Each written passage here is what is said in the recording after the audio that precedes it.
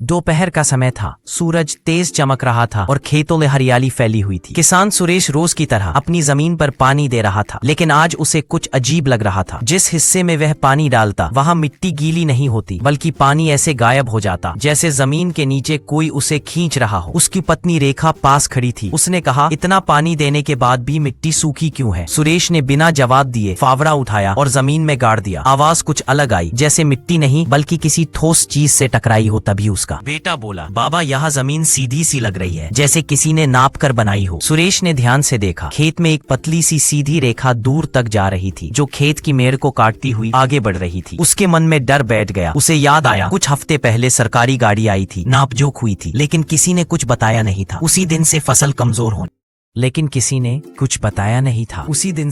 कमजोर होने लगी थी। अगले दिन दोपहर में एक सफेद गाड़ी खेत के पास आकर रुकी। 3 लोग उतरे, साफ कपड़े, हाथ में फाइल और चेहरे पर अजीब सी शांति। उनमें से एक बोला, ये जमीन अब योजना में आ चुकी है, आपको मुआवजा मिलेगा। सुरेश का दिल धक से रह गया। उसने कहा, मेरी जमीन के नीचे क्या है ये बताओ। आदमी ने बात टाल दी और कहा, आप ज्यादा सवाल मत पूछिए। इसके बाद खेत में काम करने वाले मजदूर आने से मना करने लगे। कोई कहता दिन में भी सिर भारी लगता है, कोई कहता यहाँ खड़ा होने पर सांस अजीब सी लगती है। सुरेश ने खुद खुदाई शुरू की। दोपहर की तेज धूप में पसीना बहता रहा। अचानक जमीन के नीचे से हल्की सी कंपन महसूस हुई। उसने जोर से फावड़ा मारा। नीचे सीमेंट टूट गया और एक सुरंग जैसी जगह दिखी। अंदर मोटे पाइप और तार थे। दीवार पर लाल रंग से लिखा था, प्रवेश वर्जित। लेकिन सबसे डरावनी बात यह थी कि दीवारों पर कई जगह नाखूनों के निशान थे, जैसे कोई अंदर से बाहर